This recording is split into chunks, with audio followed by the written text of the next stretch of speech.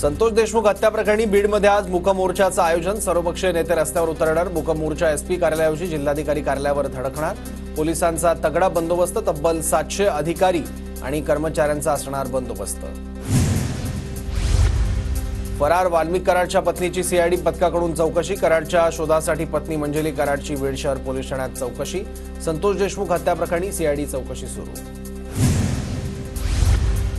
पत्नी मंजली कराडनंतर वाल्मिक कराडच्या 2 अंगरक्षकांचीही चौकशी। दादा गटाचे जिल्हाध्यक्ष राजेश्वर चव्हाण यांचीही चौकशी सुरू। सीआयडीकडून बीड शहर पोलीस ठाण्यात चौकशी सुरू। धनंजय मुंडे आणि पंकजा मुंडेंचा राजीनामा घ्या। वाल्मिक कराडला तात्काळ अटक करा। रेणापूरमध्ये आंदोलकांची मागणी। 1 जानेवारीला चक्काजाम आंदोलनाचा इशारा। आमच्यावर आलेली वेळ इतर कोणावरही येऊ नये। लातूरच्या रेणापुरातील आक्रोश मोर्चा। संतोष देशमुखांची मुलगी भाऊक। बीड सरपंच हत्या प्रकरणातील आरोपी विष्णू चाटेच्या पोलीस कोठडीत 6 जानेवारीपर्यंत वाढ। हत्येचा कट रचल्याचा विष्णू चाटेवर आरोप। बीड हत्या प्रकरणाचा तपास पूर्ण होईपर्यंत एकही मुंडे सत्तेत नको। संजय राऊत यांची मोठी मागणी। धनंजय मुंडे गुन्हेगाराचे सरदार असल्याचाही हल्लाबोल। भाजप आमदार सुरेश धसांनी पोलीस अधीक्षकांना आकाचे पत्ते सांगितले। बीडचं संपूर्ण पोलीस दल आकाचं। बीड सरपंच हत्या प्रकरणातील आका लवकरच हाती येतील। सुरेश धस यांचा इशारा। धनुभाऊ तुला कशाला घेरू, तुला पालकमंत्रीपद लखलाप, आम्हाला न्याय मिळवून द्यायचा आहे। मस्साजोग सरपंच हत्येप्रकरणी आमदार सुरेश धस यांची धनंजय मुंडेंवर टीका। धनंजय मुंडे यांची राजकीय कारकीर्द संपवण्याचं काम सुरू। एक सामाजिक कार्यकर्त्या कामाला लावले आहेत। अमोल मिटकरींची दमानी यांचं नाव न घेता टीका। अमोल मिटकरी लहान आहे, तू या रगेलच्या नादी लागू नको, अन्यथा अवघड होईल। अमोल मिटकरींच्या आरोपानंतर सुरेश धस यांचा इशारा। 12 जानेवारीला शिर्डीत भाजपचं राज्यस्तरीय अधिवेशन। अधिवेशनाला राज्यभरातून 15,000 प्रतिनिधी उपस्थित राहणार। जेपी नड्डा, अमित शहा, नितीन गडकरी, देवेंद्र फडणवीस मार्गदर्शन करणार। महापालिका निवडणुकांसाठी भाजपसाठी संघदक्ष विधानसभा निकालाने हुरळून जाऊ नका। संघाचा भाजपला सल्ला। स्थानिक स्वराज्य संस्थांच्या निवडणुकीत सुस्त राहून चालणार नसल्याच्या सूचना। कल्याण मराठी कुटुंबाला मारहाण प्रकरणी 6 आरोपींना 2 दिवसांची पोलीस कोठडी। आरोपी अखिलेश शुक्ला, पत्नी गीता शुक्लासह 4 आरोपींना कोठडी।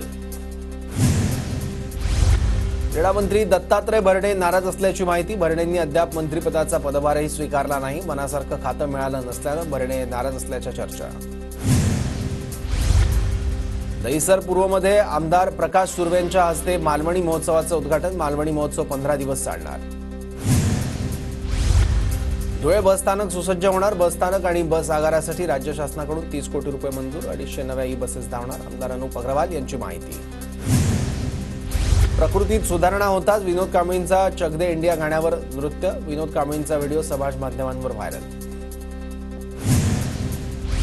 धाराशिव आणि संभाजीनगरच्या सरकारी रुग्णालयातील 2 औषधं बनावट। अन्न आणि औषध प्रशासनाच्या अहवालात धक्कादायक माहिती समोर। बनावट औषध पुरवणाऱ्यांवर गुन्हे दाखल होणार। सीए अभ्यासक्रमाच्या परीक्षेचा निकाल जाहीर। 11,500 विद्यार्थी सीए म्हणून पात्र। 13.44% निकाल लागला। मुंबईत हवेची गुणवत्ता खालावली। वाढत्या प्रदूषणामुळे लहान मुलांसह ज्येष्ठ नागरिकांना त्रास। वायू प्रदूषण नियंत्रण नियमावलीचं उल्लंघन करणाऱ्या 28 बांधकामांना मुंबई पालिकेची नोटीस। नियमांचं उल्लंघन केलं तर बांधकामं थांबण्याचा पालिकेचा इशारा। मुंबईत 31ला रात्री मध्य आणि पश्चिम रेल्वेकडून विशेष लोकल। नववर्षाच्या स्वागतासाठी मुंबईत येणाऱ्या पर्यटकांची गैरसोय टाळण्यासाठी निर्णय। नववर्षाच्या स्वागतासाठी कोकण गोव्यामध्ये पर्यटकांची गर्दी। अतिरिक्त गर्दी विभाजित करण्यासाठी विशेष रेल्वेगाड्या चालवण्याचा निर्णय। राज्यातील 30 धरणांमध्ये भूकंपाचे परिणाम जोखण्यासाठी यंत्रणा कार्यान्वित करण्यात येणार। कोयना, जायकवाडी, गोसीखुर्द, दुधनी धरणात यंत्रणा बसवण्याचं नियोजन। विदर्भ आणि मराठवाड्याला आज येलो अलर्ट। शेतकरी चिंतेत। महाराष्ट्राच्या उत्तर भारतात पावसाचं वातावरण तयार। राज्यातील काही जिल्ह्यांमध्ये अवकाळी पाऊस। पपई आणि आंबा बागांचं मोठ्या प्रमाणात नुकसान। नंदुरबार, धुळे, जळगावात पावसाची हजेरी। मिरचीची आवक घटल्यानं दर वाढण्याची शक्यता। मिरची पिकावर रोगाचा प्रादुर्भाव पडल्यानं उत्पादनात घट। सरासरीपेक्षा 25% जास्तीचा पाऊस झाल्यानं मिरची पिकावर रोगाचा प्रादुर्भाव।